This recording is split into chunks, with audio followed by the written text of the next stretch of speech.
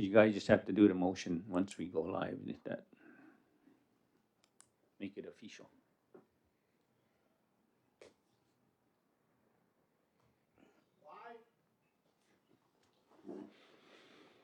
Good morning, everyone. We had some technical difficulties here getting started, so we're up and running now. So the chief and Greg and Cynthia are all out of town on business, so somebody will have to make a motion to name somebody as the chair. So I don't know if somebody wants to move that. I'll move Dale chair the meeting. I'll second. Second. Does everyone agree with that? Thank you.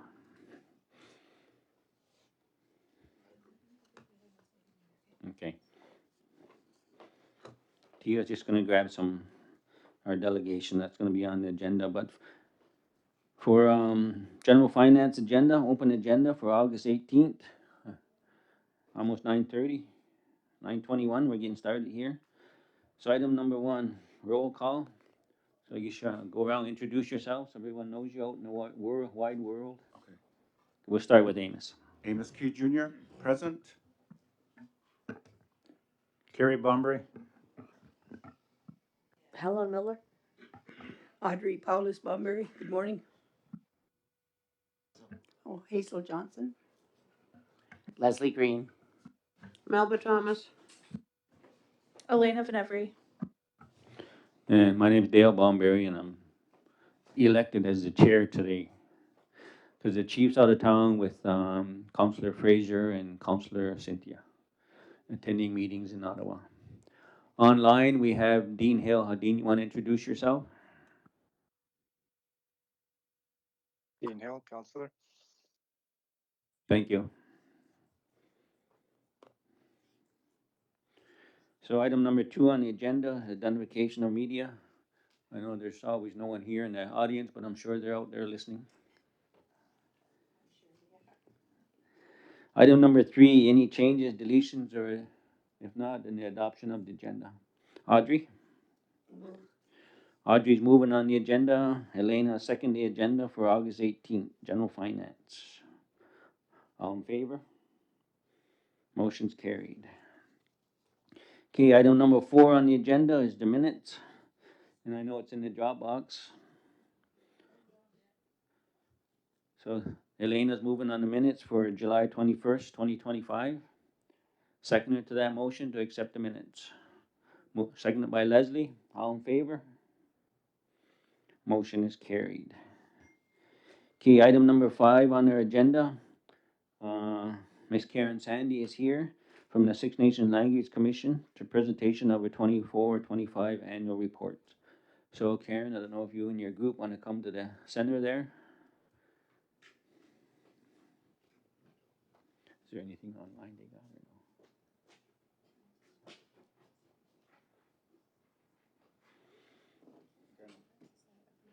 There you go.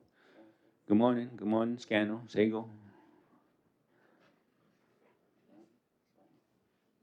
So Karen, I'll allow you to introduce your team, and then, I don't know, do you have a slideshow that you want up there too as well? Did you send one, or do you have one?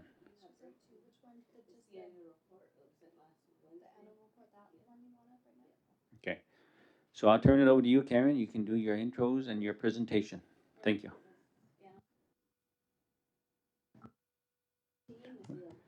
Karen, when you're talking, just hit that little gray button, and when it turns red, that means it's on. So when you're speaking, just have it on, and when you're done, just turn it off by hitting the same button. Is that better? Yes, thank you. Okay, It's just that we got people online listening, and they can't hear you unless you have that mic on. All right. Okay, thank you. Okay, so I'm Karen. I'm the coordinator for the Language Commission, and this is our team. This is Cheyenne. She's our planner. And Getty Deer, he's right here. Scano. He leads our Language department. strategist. Language strategist leading our language department. And our summer student was going to be here, but I don't see him in the back.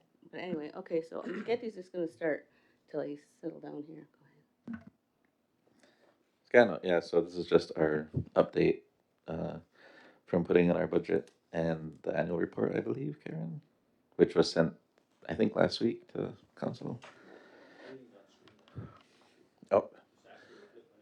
Okay, yeah, so for the annual report, I think it's pretty straightforward. If you want to skip forward to 3, I guess. Yeah, right here. So, sure. Yeah, so the vision and mission is the same. So the year in review for 24-25. Basically, just as usual, our main focus is creating speakers via the programs. Um, we had the Mohawk program was the main one running last year. They had two cohorts, first year and a second year, um, which they were successful in, to my knowledge. And then we also had first year QGA running. And then for this year coming, we have Mohawk again. They have one cohort, and then we're gonna have the QGA second year, and then Onondaga first year, which we're happy about because it's been a little while since we had the Onondaga one, maybe 5 years. I think they kind of um, went off the radar during COVID, and for obvious reasons, it was just hard to get them back up and running during COVID. So, in addition to not having instructors and TAs and this kind of thing, so that'll be starting September. We have a new instructor. We have, I think, 12 or 13 students confirmed. This is for the Onondaga program, adult full-time immersion. So we're really happy about that one actually. And then the QGA's second year, like I said, um, I think they have same thing, about 12 or 13, 14 people. And that's a continuation from last year. Like I said, they had a first year, or we ran a first year, I should say. So what happened with them was they had 16, 14. 14 last year. 14? Start with 16, yeah. Oh, okay, sorry. They started with 16, ended the year with 14, but they've never had a cohort end with so many people from a first year. So for the second year, they're keeping everybody and only doing the second year because they don't have room basically to run another first year. So we're really excited for that one too, to see how far they can get everybody, because they'll have what do you call it?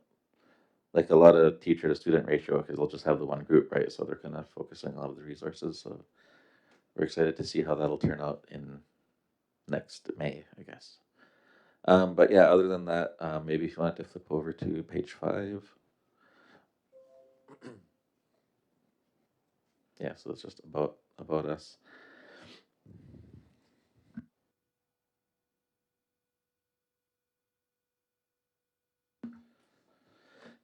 So here on the screen here is just an outline of some of the other activities that we were doing since I should say over last year, sorry. So we had an Onondaga online that ran, it says on there April 24, but we also had another one that ran this past winter, starting in January. Is that when it started? For I think 10 weeks. And that was with an instructor, a new instructor that we brought on, and she's going to run another online in September as well, right? Starting in September, I believe, like conversational level 1 sort of stuff. Those were well attended. All three of those kind of cohorts. So that was really, really great. Um, and then yes, so as you can see, just various things. So Community Awareness Week. We always do something on March 31st as well for Indigenous Languages Day. So that was no different May last year as well as this year.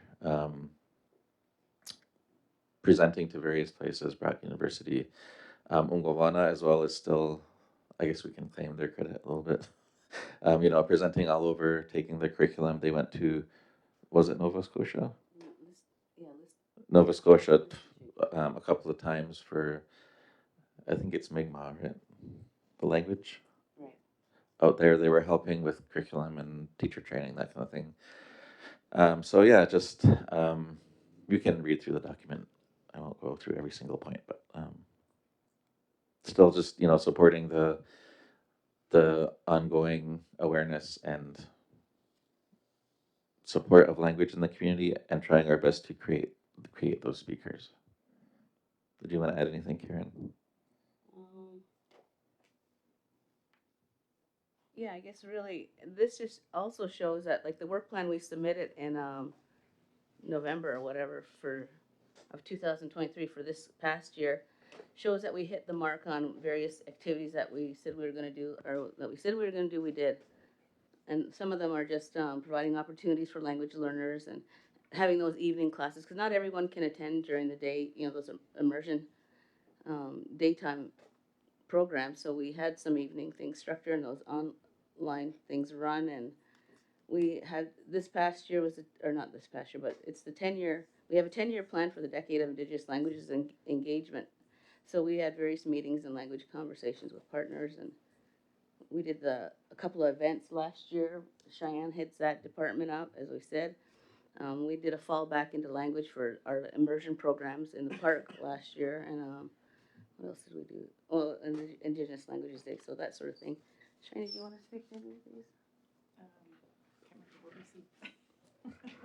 This is just Cheyenne's area, so I thought on the spot.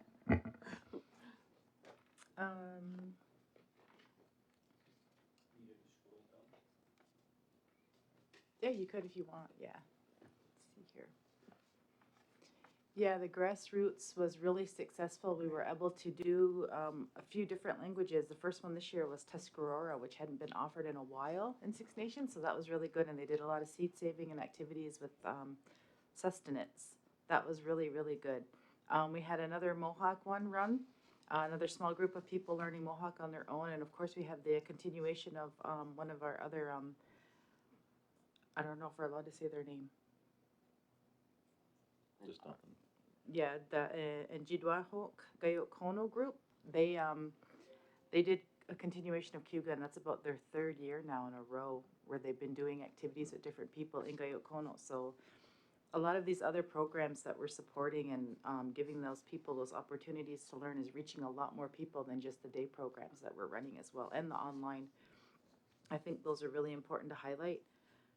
Of course, again, our March 31st event was a very big event. Again, we focused on language nests and programs with smaller children. So we realized there's a need for that in this community. We currently have one program running aside from daycares, and we need more programs with language for the children so we can kind of get that seed growing and starting younger. We also completed our Onondaga language app, which again, there's really nothing in the world that has Onondaga language besides the dictionary. So that was a huge win for everybody involved. And we had the speakers, the first language speakers involved, and they were so happy with the outcome that we're already starting to think of ideas and things that we can change and add to it. That was a really big one for us. And we were just really excited to bring that to everybody, to give more people everywhere, no matter where you are, a chance to learn Onondaga. So I think that's pretty much, yeah. I'll let you guys go back to it. Okay, thanks. Oops. Okay, can you scroll to the financial, Tia, please?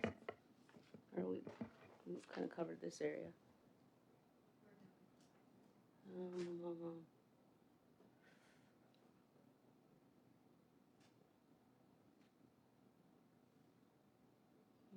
Okay, we talked about that. It was our app, online programming.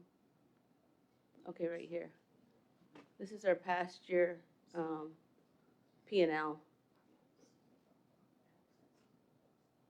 Or did anyone else have any questions up till now as well, or comments? Go ahead, Leslie.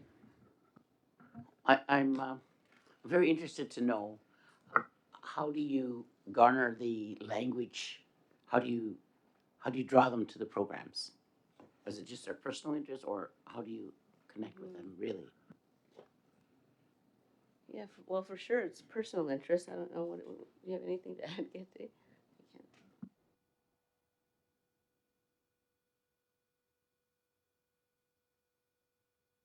My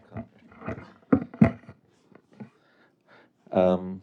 Yeah, we advertise on our Facebook, and I think in the papers as well, for interested people who want to take them. I think the harder thing with those, it's not that people don't know, it's that, well, at least for the daytime programs, they're full-time.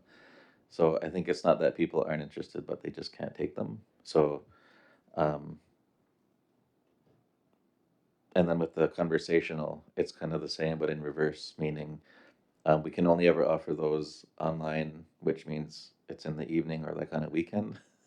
And then people don't want to give up their evenings or weekends this time. So people might know, but it's a Friday night or even like a Tuesday can be, uh, not convenient for people. So I think that's more what it is. But um, I can't remember if it was included. I don't think so in the annual report, but we have sort of internal statistics about the how many people see, for example, our Facebook stuff, and it's in the tens of thousands. So we know that people are seeing the stuff that we put out there. Um, but I think it's more personal circumstance that would keep someone from it. Um, at the same time, I think when the time is right. So, for example, we ran one. Um, I think it was Cuba that time when it was in the big room at Oh, right, Polytech, and that one had like 90 people. 90 people or something that time. So, it's just, I think it's just sometimes you hit lightning and sometimes you don't. But we do, we advertise in all our as many channels as we can do because we have a TikTok now, and a lot of people saw those too. So people know about stuff, I'm sure. Yeah. Thank you. And I think it's good to see that people have, what's the word? Like the more awareness about it. So people are, I don't want to say buying into it, but you know what I mean? Like they're just getting more interested in it too. Like we've seen our numbers go up. There's not one person that's ever said in any kind of surveying that we've ever done that language isn't important to them. Like everyone always agrees, like that's our identity. That's who we are. It's based our foundation. So that's good to see. And like they said, there's not anyone that would disagree with that. So that's been a good thing. We've seen the shift over the years. I mean, we've been there now, like 14 years almost. I think between me and Kete, or not between us, but the pair of us. So it's come a long way. We've seen the landscape change in terms of how people are interested in language now. So I'm starting to pass the torch too. So I'm doing a succession plan now, and there's a lot of younger, more energetic people. So I know that feeling. Audrey, question before they get to the finances? Yeah, if a family or a person wanted to start a language nest in their home, what kind of support resources do you offer them? Okay, that's where our grassroots projects come in. We have about, well, depending on what kind of funding we get in, right? And so we have a application process that allows for like, I don't know, 10,000 or whatever, up to 10,000, I think. Last year might have been higher, and there's just an application process, and that's sort of, I guess, where that starts. And yeah, Sure, so I Mike. was gonna say Sorry. everybody at once. Yeah, it's not on though. Um, what were we saying? Oh yeah, we have a lot of resources too to provide to people. So booklets, pamphlets. If it was a nest situation, the mom and tots book we have would probably be, well, depending on the language. What do we have that in Cuga and Onondaga, or just Cuga? Mom and tots. Oh, Seneca, yeah. No, A variety of languages. yeah. So yeah, there'd be lots of stuff for people to use. Go ahead, follow up from Audrey. Yeah. Do you give them any in-person help? Do you give them a curriculum, what these little young tykes should be learning and how they learn best and that sort of stuff, best practices? Is like there's some hands-on from the experts being transferred to parents. I think the good thing with especially early years is and I'm not an expert, but you don't really have to teach them anything per se. You just have to speak with them. So the biggest thing they would need is a really proficient, I don't want to say teacher, but the carer or the ECE person has to be really proficient. That's kind of all you need when they're that little because they just soak it up. You don't really teach them language the same way you would like an adult, right? So and I guess I would say what we can provide there is precisely the programs. So if it's Mohawk that you want to start a nest in, you might have to take 2 years out of your life first and take the program to become proficient. But after that, it's kind of you just go up from there, kind of thing, right? So you should be proficient enough to not have to use English in the day-to-day stuff with these little kids. And then from there, you could probably make the most of any resources that you had to. Yeah, that's Yeah. wonderful. And thank you for that. And I know Karen was on her lifelong learning, and we've been working on language for a long time. And we had all the language, many of the language speakers in who gave us their guidance and direction to follow that. And we're trying to also get the language going as well, and to try and improve it in the schools as well as outside the schools, like with learning language nests. And anybody who should be able to want it should be able to have it, such as Iroquois Lodge. You should be able to have your language from birth till sunset years. So that's our belief, and that's what one of the principles we'll be working on. So now, and thank you for what you do. Really appreciate it. And just to follow up to that too, I know at least one person from this last learning year. I won't say the language or try to get too specific, but they are really interested in. I think it was PSW work, so they certainly can take the language into those environments too. And my understanding is they were like a proficient graduate, so it would be they'd be able to do it, kind of thing. You know what I mean? So it's definitely getting out there to where it used to be, because I know we used to have first language speakers at the lodge, for example, who could, as working as a nurse, I mean, who could communicate with, maybe some of them weren't good in English, the residents. So I think we're slowly getting back to that situation, which is actually really, really heartening and encouraging and sort of thing. Uh-huh. Okay, Helen, you got a question? Yeah, I'm questioning, trying to figure out connections. So when, say for example, when a child graduates Gavanio, do they move on to the language commission programs to keep going? Or Everlasting Tree School the same? Do they move on to the language programs to keep going?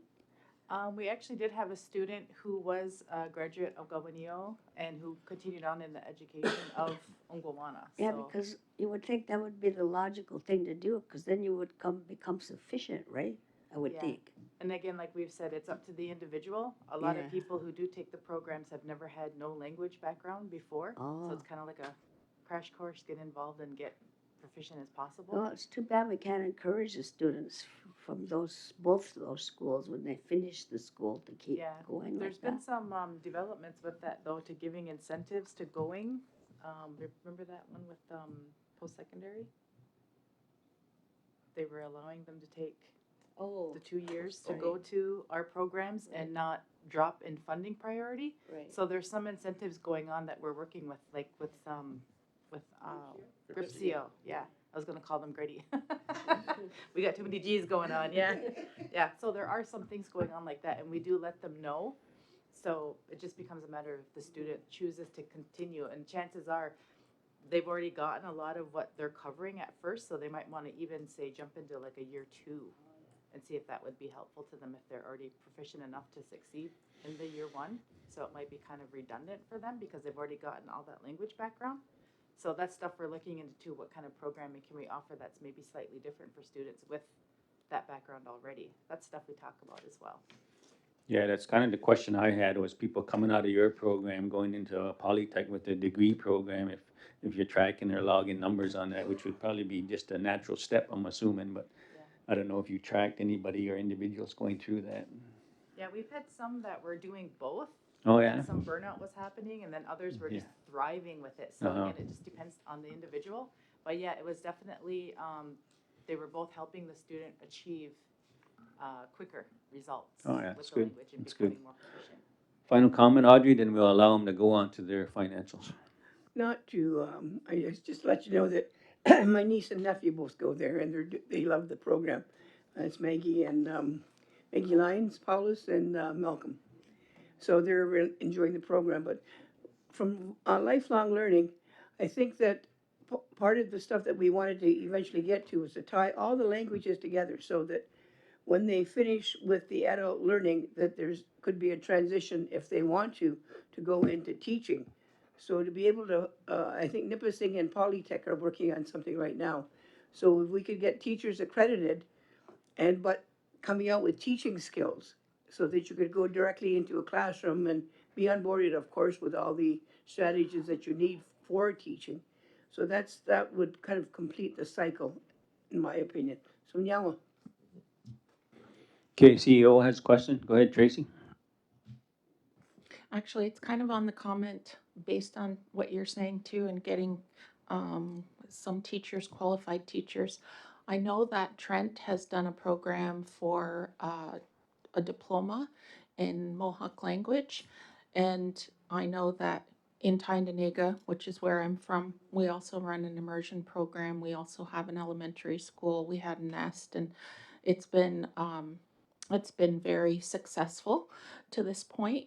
My question is, I know um, a number of people who have gone ahead after their language program and taken the 1 year Bachelor of Education through Queen's. And I'm understanding from a couple of them that they're having a very difficult time getting the Ontario College of Teachers to recognize their native language teaching because they didn't do it throughout their teacher training. So because they did it separately, they're not recognizing them as teachers of the language, despite the fact that they've done all this training prior. I'm wondering if you were aware of that, and if there's any plans to try and advocate maybe to the college or to any other body to try and clear that up. I know it's a huge barrier right now for some. Mhm. There's also, I believe that there's also an exemption for the math proficiency, which is a new addition to the qualifications for teachers that's only happened in the last couple of years. And I know that the teachers of the language are exempt from that if they do their language training within their teacher training.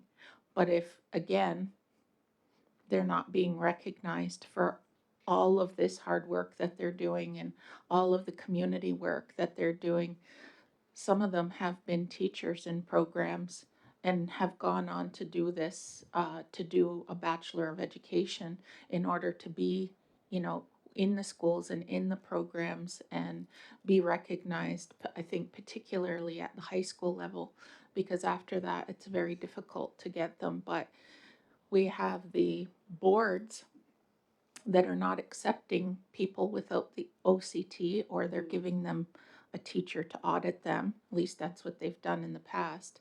So it's almost like there's a real disconnect there between what's happening like in our communities in language and understanding the importance of being able to do that, and then people going on to try and further their academic career, and then they're not being recognized with the language proficiency that they bring.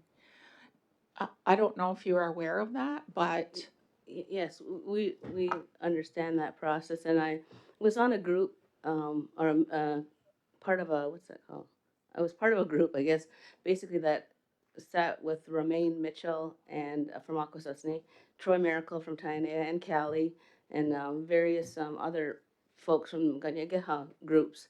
And the reason I was on that, because I'm Cayuga, and yeah, the language, it's a, I don't even know what the proper name is, but it's Ganyageha Circle, and it's found, or it's based on the Inuit that did this, and I don't know, probably like 8 years ago now. But what the program does is your own community gets to declare who is an appropriate language teacher, regardless of what a school board would say.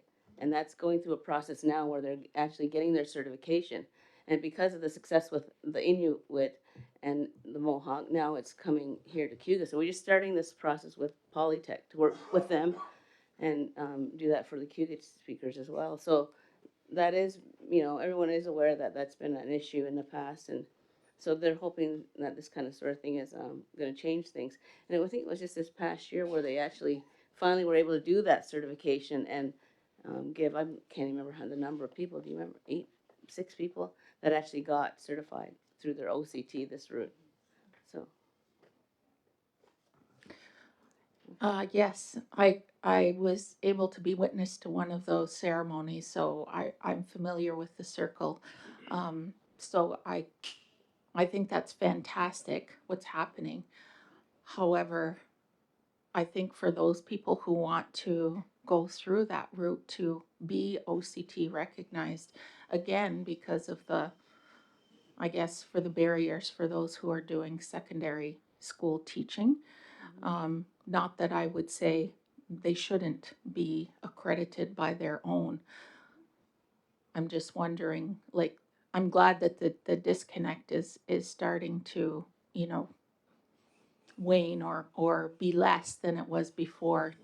It's just sad that it continues to be such a problem for some of our young people who are wanting to go into the teaching profession and wanting to, you know, take that up, particularly because it's so difficult to find them proficient enough to teach at a secondary school level. So when they've done all of that training, right? Anyway, now Thank you, Karen. Short questions, because we want to get into their finances. I have to comment after. Okay. Hazel? Okay. So if you want to present your financials now, and then we have a couple more comments afterward.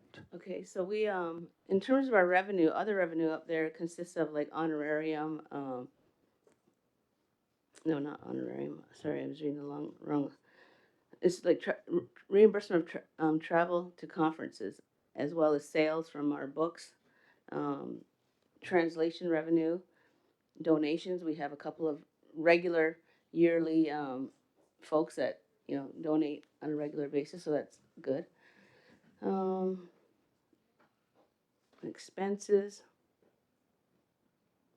our salary line items there for I believe it's last year was, I think. Okay. It couldn't have been, yeah. Oh yeah. Okay. Sorry. Altogether 7, right? Okay. So that was probably, I think, 11 or 10 employees last year. This year it's gone up because we have 13. But anyway, with those expenses, those are inclusive of all the programs as well as head office. Um, does anyone have any questions on that? Go ahead, Hazel. Question?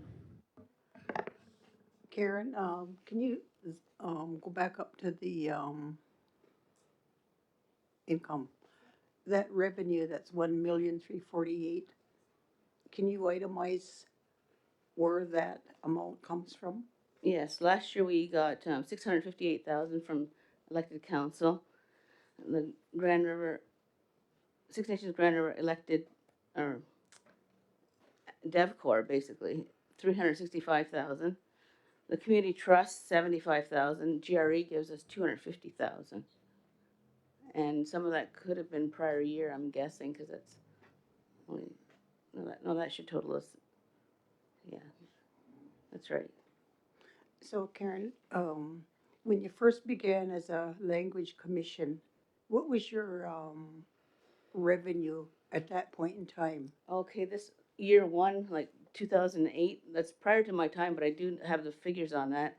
And I think it was around 750,000. Like council at that time committed like 3 million over 4 years or something like that, right? And I do have the historical. I did bring it, but anyway, that's about what it was. So it was like 1 million, I suppose, back then. I mean, I think even our salaries were only at 500,000 because there's only, you know, one instructor and one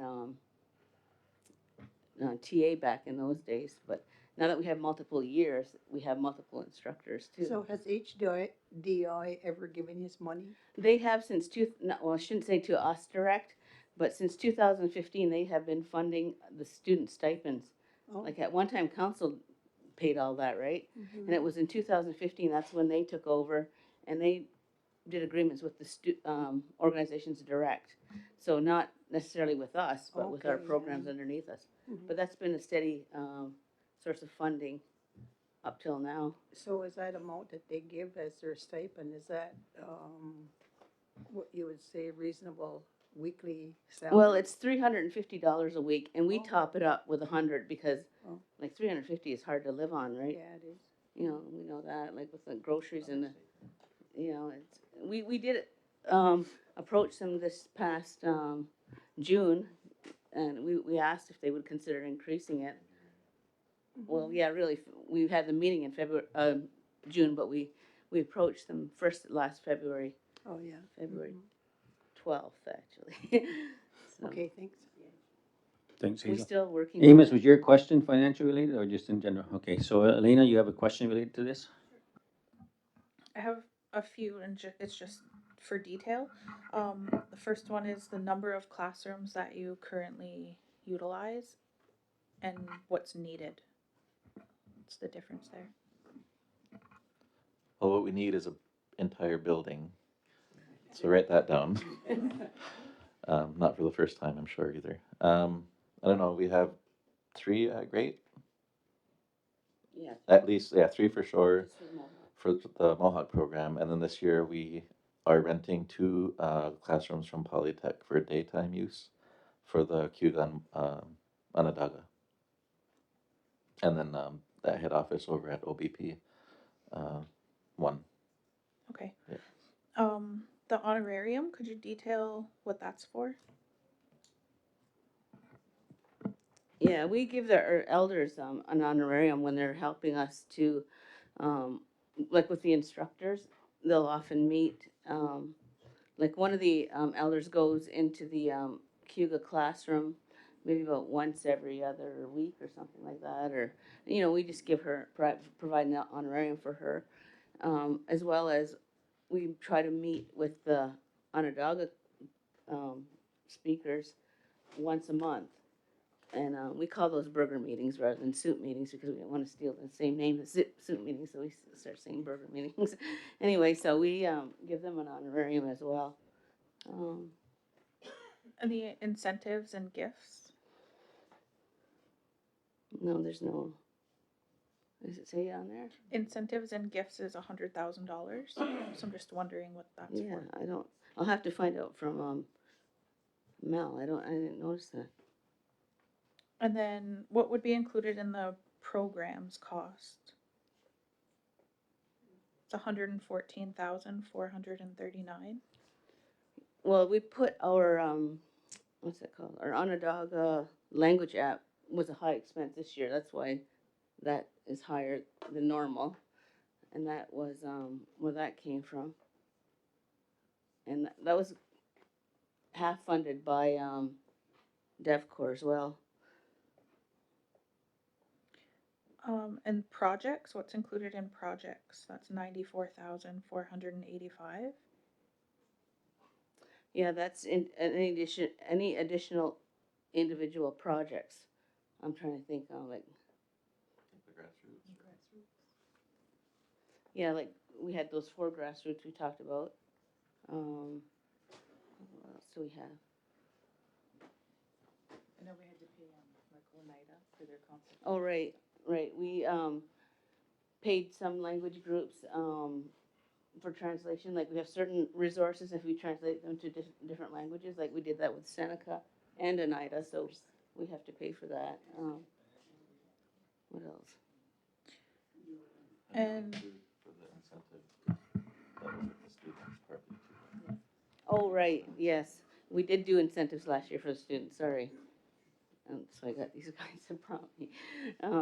Yeah, we did incentives last year for attendance incentives for students last year because the one program didn't run, so we actually had I don't want to say extra fund.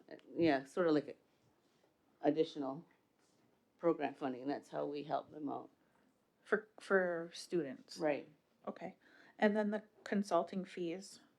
So if that was 69,595. Yeah, we have our finance person as well as our communications person are paid out of consulting, marketing, and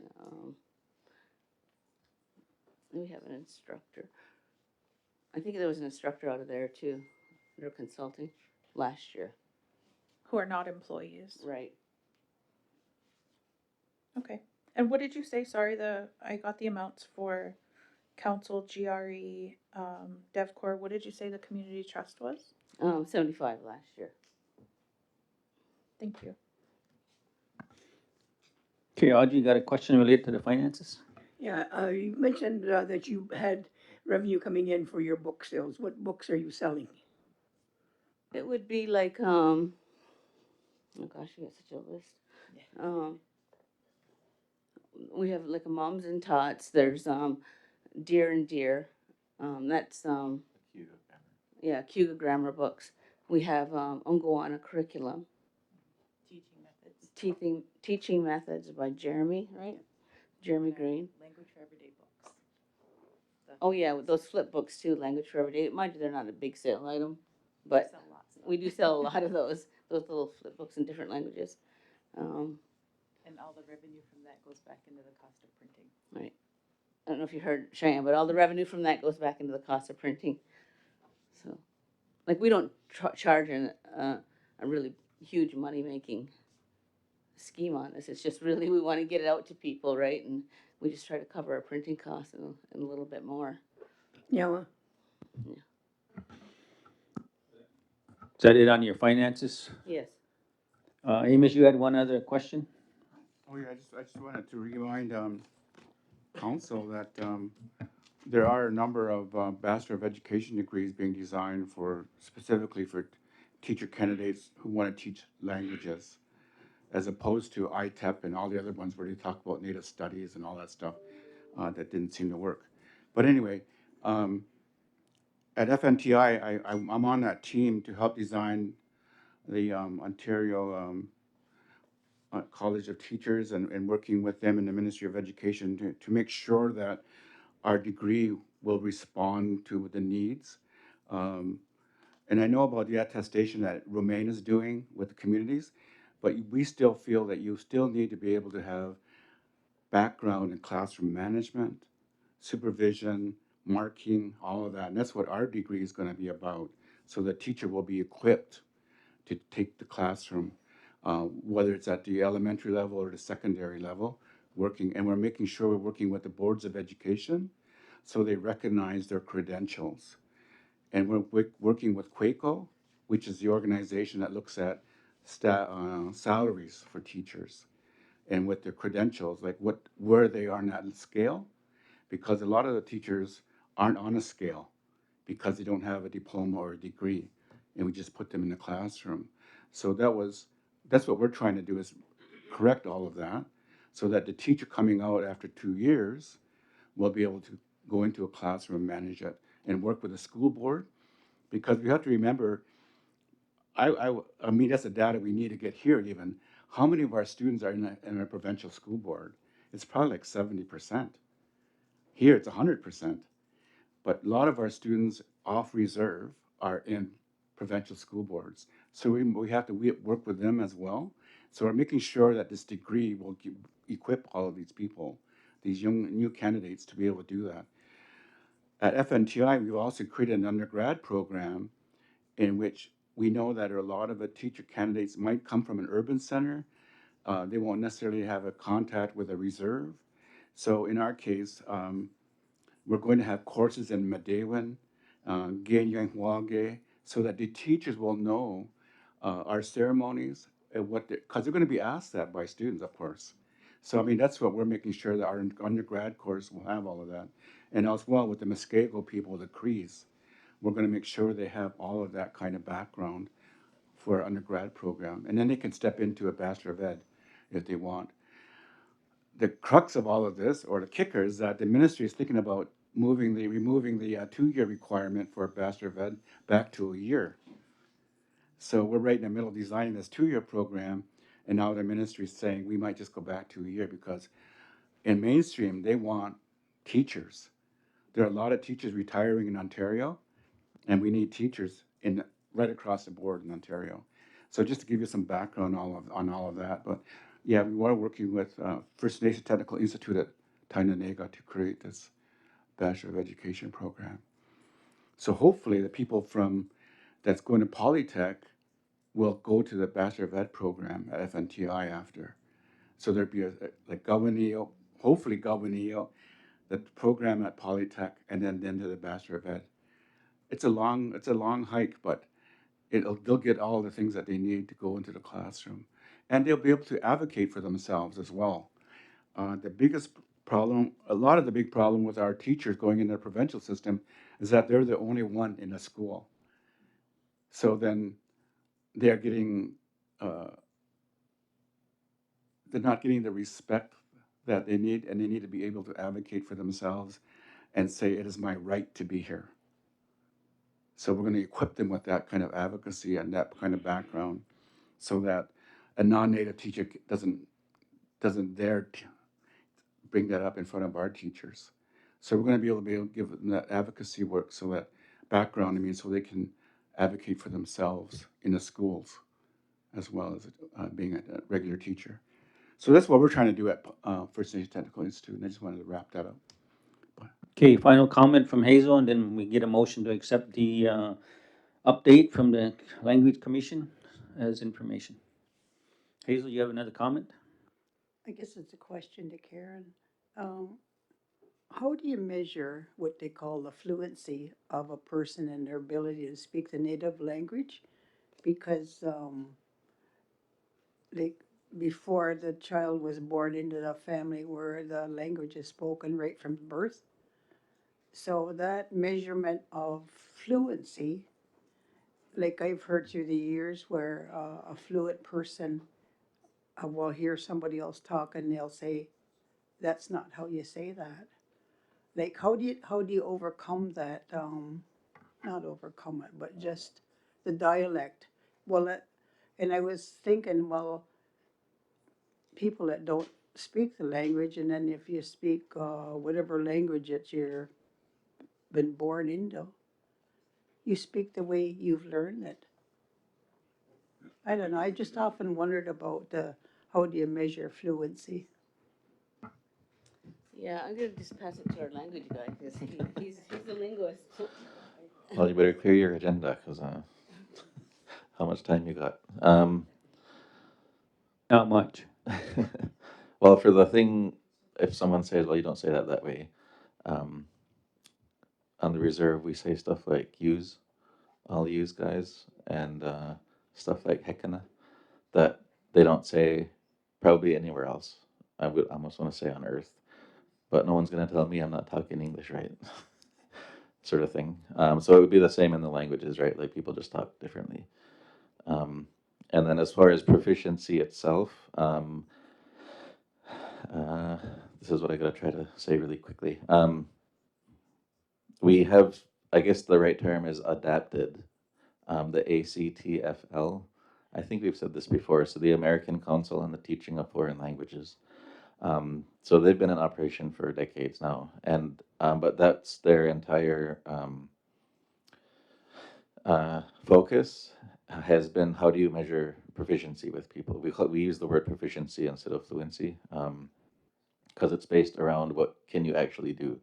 So, for example, one of the very first sort of milestones, I guess, or benchmarks when you start learning is can you ask a question and can you answer a question? And there's obviously different levels to that, right? So it would be, for example, you know, what is that? Can you ask that in the language and can you answer that? You might be pointing at something. So there's, you know, they call them WH questions. That would be one, like who, what, where, when, those kinds of things. Another one would be a yes no question. So is your name Hazel? The answer is only going to be yes or no. Um, and maybe I'll stop there with the details, or I could go on and on.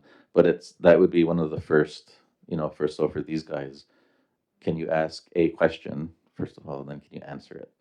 And then it just kind of goes on from there. But we sort of adapted those guidelines from that organization for when we try to measure these people on the reserve, because it gives really clear sort of functions like that you can say yes, they can ask questions, or no, they can't do it yet. It's not really based around any. I can't even think of what else you would base it on around, other than these kind of, like I'm saying, functions of language.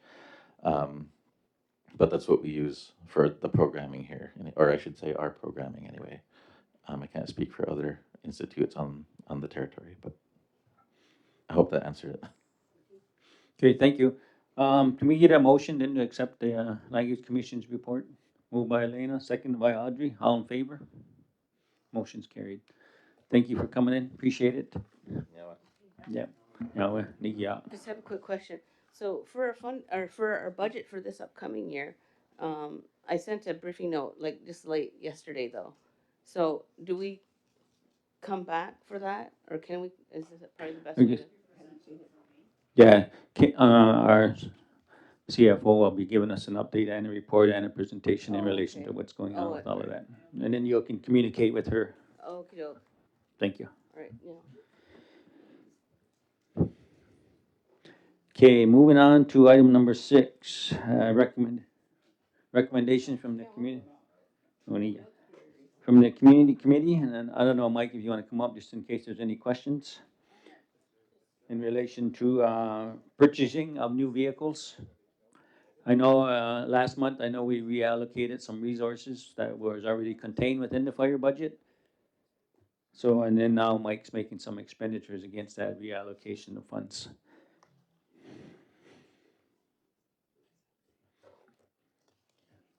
So I'll read the therefore, and then if you got any questions for Mike, we can go from there. And as I said, I know we reallocated some money back in June. And then, but the therefore be resolved that the Six Nations of the Grand River 59th Elected Council approve the purchase of the following 5 upgraded vehicles. And they're actually new vehicles. They're upgraded in the sense they're being upgraded to the fleet for the fire services to be expensed from reallocated funds. And there's Ford Explorer, there's 1, 2, 3, 4, 5 of them, all ranging from $61,321.50 to the highest one, which was $70,170.50. But there's 5 of them being here for the recommendation, and this is for a total amount of $322,874.95 to be coded to 51025-9750-CAPL. So that's the recommendation.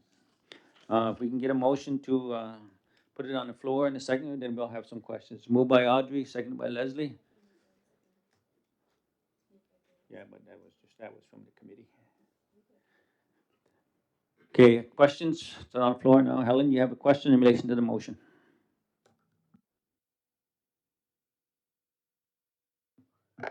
Okay, Michael, I'm looking at all different prices for the same vehicle for one thing. I'm questioning why it's like that. And secondly, I'm questioning if you're buying that many vehicles from a dealer, would you not be able to make a deal to get like 25% off or something like that? Or did you buy them from all different dealers? That is the deal that we got. The MSRP was probably in the 70,000 range for each of them, so we were able to So why are they all different prices? because they have well, there's a typo in here. The $70,000 one is a F-150. It's not an Explorer. So those are the F-150s are very similar, and the Explorers is all very similar in price. Only a few $100 difference. So why do you need the last, is it the last two? Why do you need the last 2 ones? Why do you need different ones from the top 3? Like, I don't understand. We need people movers, and we need stuff that'll move things.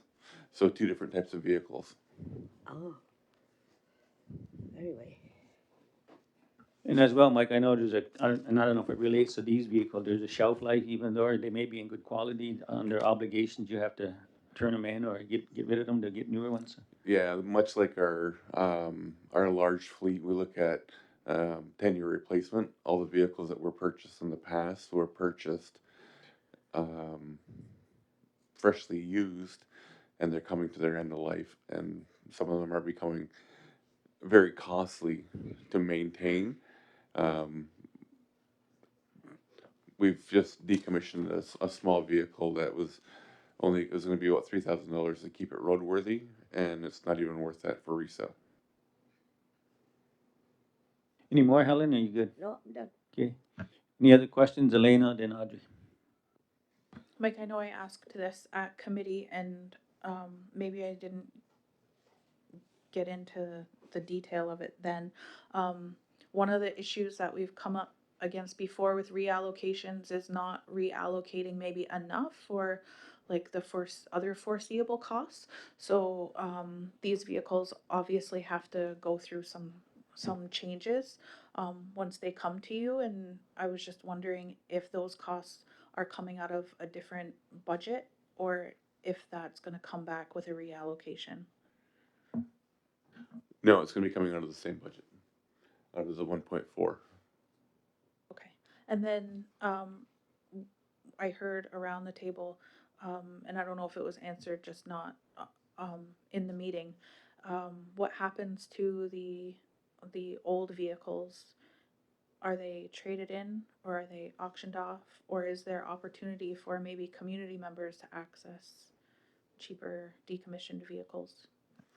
The two that we have, because they are fully outfitted with emergency lighting and striping, those are going to be auctioned off. We're not anticipating a grand return on that. And then we have two other ones that are going to remain in service for 2 years until their end of life, and those are going to be transferred over to the training facility and for volunteer deployment, because a lot of our volunteers currently do not have licenses to drive fire trucks as a part of their education plan. So this gives them an opportunity to be able to still respond without having to drive the larger trucks. Thank you. Audrey, go ahead. Single Mike, just a quick question. Um, it seems like a large purchase all at one time. So in the future, is it possible to arrange to stagger them in when you have some of these, like you have some older ones now coming up? So stagger them in so it's not a high cost like this at one time? Yeah, that's the plan. It's just that we had a number of vehicles um, start breaking down significantly at the same time. We've got three of them coming to end of life. It was just a time, I guess, the right time to make this purchase with the money that we had in reserve to be able to basically get this off of the plate. Yeah, well, Okay, Amos, another question? Yes, good morning, thank you. Um, I just wanted to know what the process was, because I just look at the fluctuation of the costs at the end of the day, from 61,000 to 70,000. I was just wondering, was there I guess, request for quotes from the different car manufacturers like GM and Ford, and say we need 6 vehicles or 5 vehicles? What kind of price can you give us? Was there a process like that, or did you go to a dealership and they showed you these? Like, I just wanted to know how that went. Yeah, we went to all three of the big car dealers, and the the Chrysler dealer, where their starting amount was 72,000, and then up from there. GM was very hush on giving us a quote. We were back and forth with them, outlining what we are looking to do, why we wanted to do it. They weren't giving us anything that we could actually work with, because we were setting our boundaries based on police fleet vehicles, so that we had we're comparing apples to apples. Um, and then from there, they wouldn't even touch it. So it was kind of awkward talking to the GM dealerships. Okay, motion's on the floor in regards to the purchase of these 5 vehicles. If we wanna, all in favor of the motion? Any objections? Seeing none, the motion's carried. Thank you, Mike. Thanks. Have a great day. thanks, Mike. So recommendation 6.2 is to waive second reading? Yeah, can we do second reading first? Oh, sorry. Motion to waive second reading. Moved by Audrey, seconded by Leslie. All in favor? Seeing no objections, motion's carried. Go ahead, Amy. You got a question for Yeah, Mike? just Or before just in general? before he, Mr. Our firekeeper, yeah. So it might be for you, Mike. Yeah, Mike. I just want to say to the community, I think this is very racist. that these dealerships did not respond to us. So I just want to let the community know that I think it's racist that they did not respond to you on our behalf in a nice way, in a business-like way manner. So I just want my community to know that's where I stand. Thanks for that, Amos. I don't think it's a racial issue. The issue came into the conversation about um, being able to access the police pricing and the police fleet so that we're comparing apples to apples. Because we all know that we can go to each one of these dealerships and say, I want this vehicle that looks like this, and they can give it to you in a price that ranges from $40,000 right up to $80,000, based on what they have available on their fleet. When you're going in and talking police, it's a standardized process that's already been vetted through the province and the feds as a part of their purchasing plan. So it's already gone through that procurement stuff. So I wouldn't say it's that. The GM people that we're talking to were concerned about giving those prices out for that reason. Had nothing to do with race. We have a great working relationship with the GM dealership. I just want to make the fact that racism hides in very strange ways because I work out there and I know what it's like. Okay. And some of those vehicles gotta be at a certain level to take on all the additional equipment that has to go on for emergency response. Is that correct, Mike? That's right. Yes, okay, thanks. Okay, motion's carried. Thanks, Mike. Have a good day. Item number 7 on the agenda is ISC Comprehensive Funding Agreement, Amendments 172, 173. I don't know if you wanted to speak to those, Jennifer, or anything. It's pretty straightforward. This money's coming in for 2 amendments there. Amendment number 172 is for lands and resource negotiation support funding of 37,500. Mental wellness surge funding, support for forest fire evacuations, 44,500. And then amendment 173 is housing management study for 65,000. So I don't know if there's any questions or comments anybody has for Jennifer, but is this, they'll be coming around for signatures as well too, right, Jennifer? So, but I don't know if you want to read the resolution there, Jennifer? Therefore it be? Yes, I can.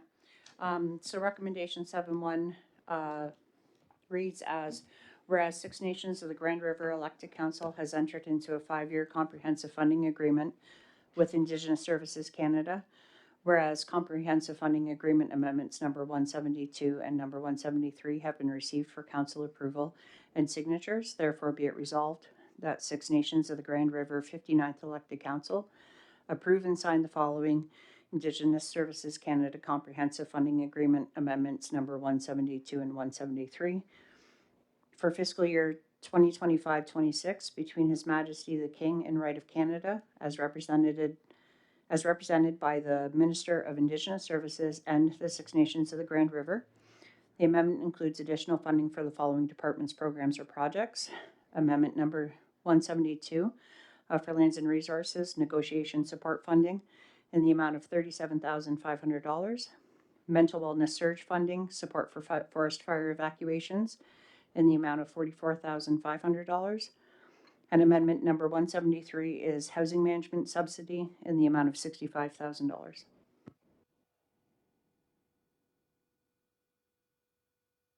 Elena, you want to move on that or you got a question?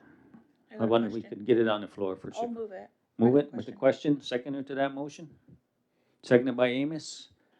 Okay, go ahead, Lena, it's on the floor. Jennifer, if you could just tell me, so the 44,500 for mental wellness surge funding, does that go straight into the fire budget? No, that goes into the Department of Wellbeing budget. It was to support the evacuees through our mental wellness team, Oh, okay. going down and providing support to evacuees in the Niagara region. Oh, okay. And then the housing management subsidy, what can that be used for?